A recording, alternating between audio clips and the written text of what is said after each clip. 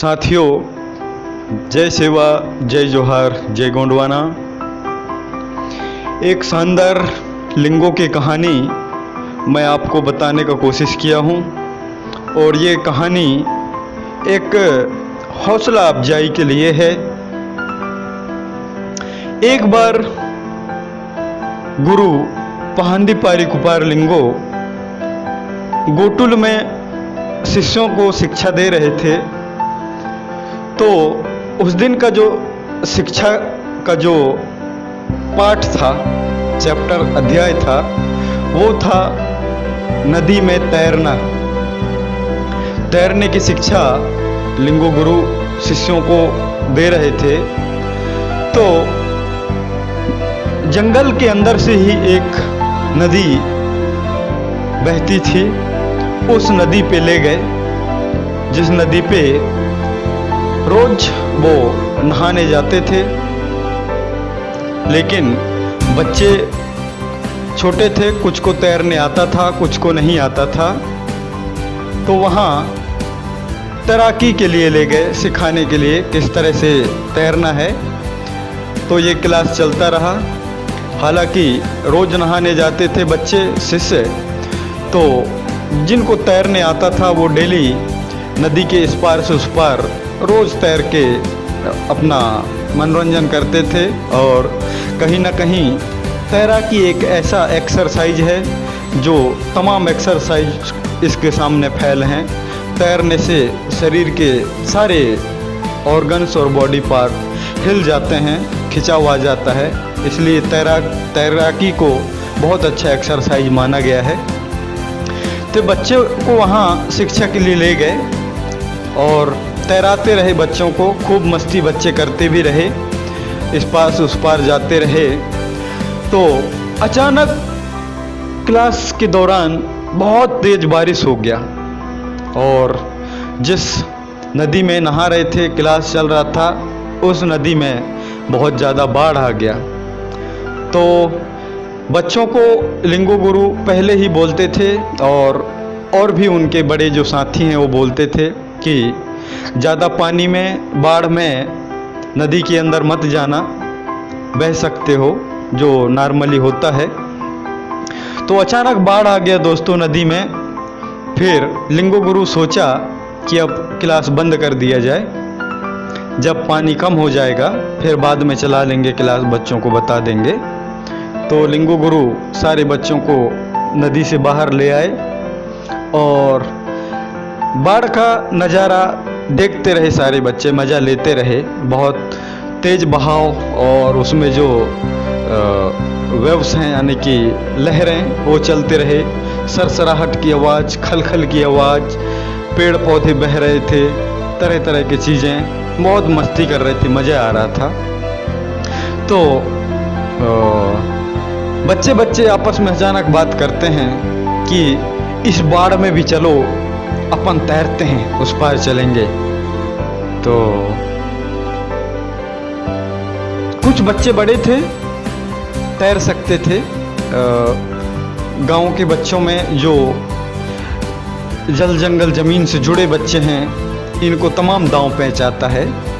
तो वो बड़े बच्चे बोलने लगे कि चलो मज़े लेते हैं, चलते हैं, तैरते हैं बाढ़ में भी। तो कुछ बड़े बच्चे चले गए। लिंगो गुरु कुछ काम से इधर उधर चले गए होंगे। तो नदी में घुस गए घुटने तक पानी में। फिर किसी का हिम्मत नहीं हुआ आगे बढ़ने का, सारे बच्चे पीछे आ गए। उसमें से एक बच्चा था जो सीधे घुस पड़ा बहुत ज़्यादा बाढ़ में घुस पड़ा और वो जैसे तैसे करके अपनी हिम्मत और साहस से नदी पार हो गया, उस तरफ चला गया। सब लोग ताजुब में पड़ गए कि ये कैसे हो सकता है, कैसे हो सकता है। फिर उस बच्चे को इशारे में बोलते हैं वापस आ जाओ, हाथ मार के बोलते हैं वापस आ जाओ, वापस आ जाओ, ऐसा करके। टाइम बहुत हो चुका था। तो बच्चे फिर उधर से घुस पड़ा, फिर वो दांव पैंच लगा के फिर वापस आ गया। उसी समय लिंगो गुरु वहाँ पहुँचते हैं और उस बच्चे को देखते हैं और उसको डांटने लगते हैं कि तुमने ऐसा क्यों किया, तेज बाढ़ में मैंने मना किया था, नहीं तैरना था, नहीं जाना था। तो सारे बच्चे बोले कि हमने भी तो मना किए थे गुरुजी, लेकिन इसने ज़बरदस्ती गया। तो सारे बच्चों को नदी से गोटुल केंद्र में ले आया, वहाँ बताने लग गया कि ऐसा काम नहीं करना है, नुकसान हो सकता है, दिक्कत हो सकता है, आप बह सकते हैं इस तरह से। तो बाद में इस चीज़ का पता चला कि जो बच्चा उस तरफ पार कर गया और फिर वापस आ गया मना करने के बाद भी, तो वो बच्चा इशारा को समझता था। नॉर्मली कुदरती वो बच्चा कान से बहरा था, नहीं सुन पा रहा था, वो इशारों में ही समझता था, इशारों में ही उसे बच्चे बात करते थे और लिंगो गुरु उसे शिक्षा देता था, इशारे में ही सारे काम होते थे उसके। तो वो बच्चा ये नहीं सुन पाया, नहीं सुन सका कि बाढ़ में उस तरफ नहीं जाना है, बह सकते हैं। वो बहरा बच्चा था बेचारा, चला गया, कूद गया, उस पार भी पार हो गया, फिर इस पार भी आ गया।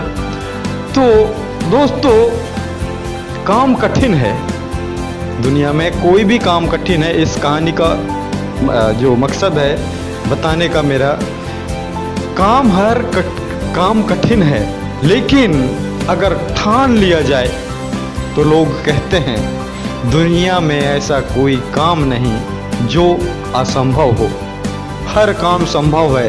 बस आपका हौसला बुलंद होना चाहिए, आपका साहस बुलंद होना चाहिए, हर टारगेट को आप पा सकते हैं। इस तरह से इस कहानी का जो मकसद है कि दुनिया में कोई काम मुश्किल नहीं है, मुश्किल ज़रूर है लेकिन नामुमकिन नहीं, किया जा सकता है।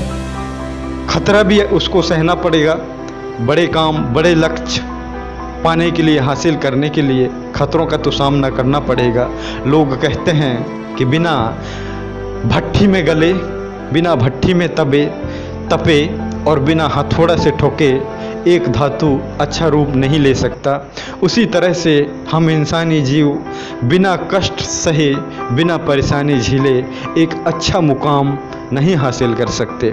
इस तरह से डरने के लिए बहुत कुछ है, खतरा बहुत कुछ है, लेकिन हम डर गए तो हम कुछ नहीं कर पाएंगे। यही इस कहानी का सारांश है दोस्तों। और इस तरह का कहानी मैं मेरे प्रयासों से आपके हौसला के लिए, आपके साहस के लिए, आपके ऊंची उड़ानों के लिए मैं लेके आता रहता हूं। समस्याएं तो है ही, मरते दम तक समस्याएं हैं जो कभी ख़त्म नहीं हो सकते। हम मर जाएंगे तभी हमारे समस्या ख़त्म होंगे। इसलिए समस्याओं को मेन मोनो ना बनाएं, उन समस्याओं को, दीवारों को तोड़ दें, तभी आप आगे बढ़ पाएंगे। क्योंकि आज का जो समय है, किसी भी चीज़ में, पढ़ाई में, बिजनेस में, ज़िंदगी में, खेती में, बाड़ी में, हर चीज़ में कंपटीशन आसमान छू लिया है। आने की बहुत बड़ा बाढ़ है, कह दें जिसको हम, उस बच्चे के अगर उदाहरण लें तो बहुत बड़ा बाढ़ है। उस बाढ़ में, उस बाढ़ रूपी परीक्षा में, कंपटीशन में, एग्ज़ाम में आपको कैसा पार पाना होगा, उसके लिए दोस्तों आपको इसी तरह से लोगों के भीड़ में जो कहते हैं कि नहीं ये नहीं हो सकता, नहीं ये किया ही नहीं जा सकता, जो आज तक कोई किया नहीं है, उनके लिए आपको बहरा बनना पड़ेगा। तब जाके आप उस लक्ष्य को और उस मुकाम को पाएंगे। यही इस कहानी के माध्यम से मेरा संदेश है। और मैं ये नहीं कहना चाहूँगा कि आपका जान को बाजी लगाऊं इस कहानी के माध्यम से। बाकी संघर्ष आपको बिना करे और इस तरह से संघर्षों से बिना लड़े, बिना दीवार तोड़े, बिना बाढ़ को पार किए वो सफलता नाम की चिड़िया नहीं मिलेगा। कैसा लगा ये मेरा कहानी, आप मुझे YouTube चैनल के माध्यम से ज़रूर अवगत कराएंगे। और अगर ये कहानी आपको पसंद आए तो मेरे चैनल को सब्सक्राइब करेंगे और ज़्यादा से ज़्यादा शेयर करेंगे। इन्हीं आशा और विश्वास के साथ आप सभी से विदा लेता हूँ। जय सेवा, जय जोहार, जय गोंडवाना। सादर धर्मवीर मरकाम, गढ़ा मंडला, मध्य गोंडवाना।